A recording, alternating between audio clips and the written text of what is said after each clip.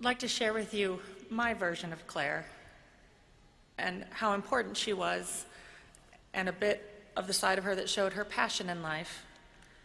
As Ralph Waldo Emerson once said, riding a horse is not a gentle hobby to be picked up and laid down like a game of solitaire. It is a grand passion. It seizes a person whole, and once it has done so, he will have to accept that his life will be radically changed. Claire and I shared that passion. My name is Rebecca Johnson, and I have had the privilege and the honor of sharing my knowledge and love of horses with Claire for the past 7 years. As Steve said, the relationship between a trainer and her student and the horse is one that runs deep. It infuses the life, the very soul of everyone involved. And as an instructor, I try to teach my students more than just how to ride, more than how to jump a fence, how to rate the speed of the animal, and to stay with them as the powerful stride carries them over a jump. I try to also include life values, values that are important both inside and outside of a riding arena. Courage, patience, tenacity, self-confidence, strength, kindness, and more than a little bit of humor are necessary to be an equestrian. Claire was truly a student of the horse. She had all of these traits in abundance, but above all else, she was kind. And the horses knew this, and they loved her. The equine world has lost one of its brightest shining stars, a true talent. Claire was so very, very easy to teach. Her intelligence and sweet nature and diligence, working in harmony to become a talented athlete. She was much more than my student, however. She had a few things to teach me as well. My most treasured memory of Claire was a time early on in our relationship. She was very young and had, as children will, left a piece of expensive borrowed equipment outside in the elements. As I gave her a bit of a scolding, probably the only scolding I really ever had to give Claire, she listened to me with all attentiveness and seriousness, listening to every word that fell from my lips, and then proceeded to withdraw from behind her back and said, "I made this for you." And it was a beautiful friendship bracelet that she had made for me. It looked like she spent hours on it. It had beads and colored string and was everything a little girl wanted to give to her new friend. It was given with such innocence that I was instantly humbled and grateful, for at that moment she reminded me how to be kind and gentle and understanding in my role as mentor. And for that I, as should all of my students, both here today and future, owe a debt of gratitude to Claire. We horse people, we're somewhat of a tribe, or as some like my husband Derek jokingly says, members of a group addiction. In our particular in-stride tribe, most of us have affectionate, albeit somewhat unflattering nicknames. These names are usually earned for an individual's unique personality quirk or a humorous twist on their name, or some action that we will never, ever let them forget. Names such as Jamocha, Granny C, Slow Joe, Explogan, and Marigny Streusel. When Claire was young and had not yet done anything outrageous enough to earn her own nickname, she came up to me very seriously, a little concerned, and said, "Miss Rebecca, when am I going to get my nickname?" I explained to her that she was, thus far, too sweet, too perfect to have earned her own goofy moniker. That she was my sweet, fluffy rainbow child who never wanted any trouble. To which she replied thoughtfully, "Fluffy rainbow child? So I am Firk?" And hence she became our little Firk, our fluffy rainbow child. But please do not be fooled by that nice name. She was a fierce competitor.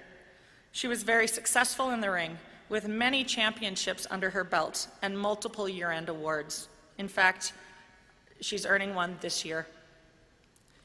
She was successful in all 3 disciplines of our sport, riding a multitude of horses.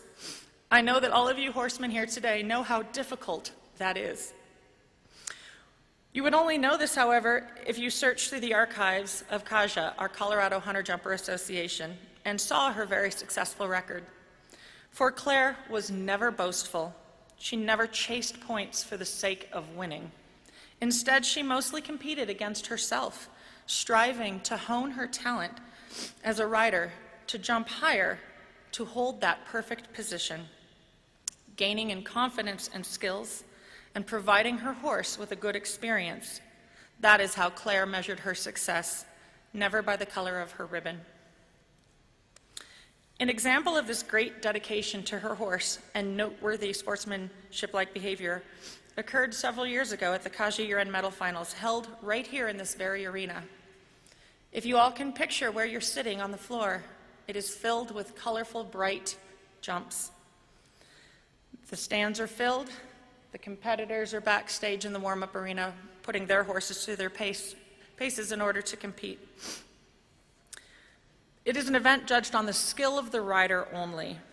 It is comprised of multiple jumping rounds with cumulative scoring culminating in a work-off between the top remaining riders. It's very fast-paced and intense, with a lot of pressure, very little time for a coach and student to prepare for the work-off. You are literally standing on that loading ramp behind this stage, waiting to hear if you made the final cut. The scoring was tight that day. Very few points were separating the top 8 riders. Just before the work-off test was announced, Claire's name was inadvertently left off of the standby list that was read over the loudspeakers. She didn't think she was going to be allowed to compete in the final.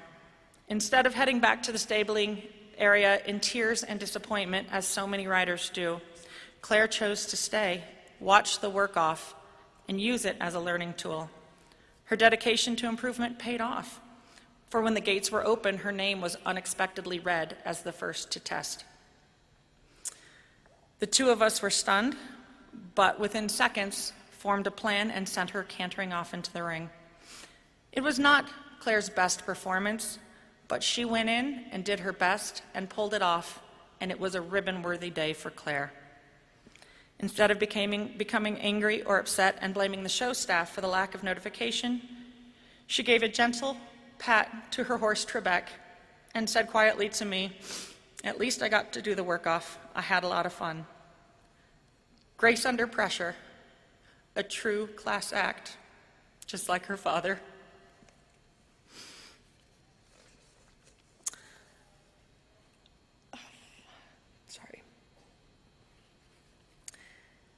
Claire was also a very supportive teammate, always cheering for her teammates and joining them in celebrating their successes. She was a fabulous role model to the younger children with her quiet, focused demeanor, her attention to details, and her competitive spirit. Claire was like this every day, consistently sweet and true. Claire was never late, always prepared and well organized, like her mother. And I really wish I could say the same for myself, something else that I'm going to learn from Claire. I am going to miss my little Ferk. This whole community will. She enriched my life experience more than she could possibly know. She left me an improved woman, a better teacher. Claire was my friend, and I love her. And I know that I was loved in return.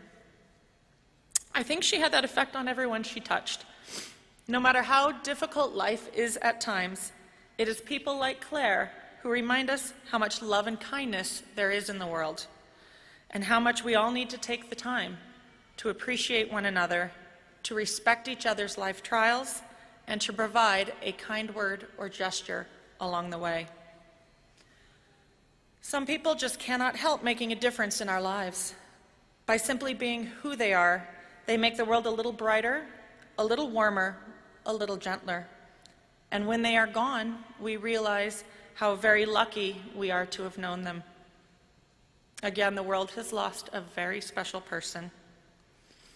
Mike, Desiree, and Alexander, Thank you so much for sharing sweet, wonderful Claire with all of us.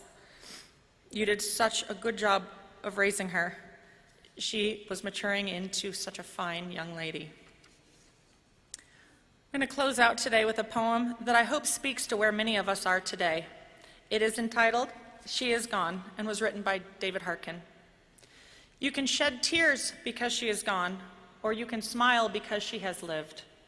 You can close your eyes and pray that she'll come back, or you can open your eyes and see all that she's left.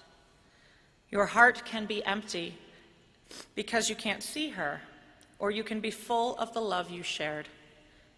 You can turn your back on tomorrow and live yesterday, or you can be happy for tomorrow because of yesterday. You can remember her and only that she's gone, or you can cherish her memory and let it live on. You can cry and close your mind, or you can be empty and turn your back, or you can do what she would want. Smile, open your eyes, and go on. Thank you.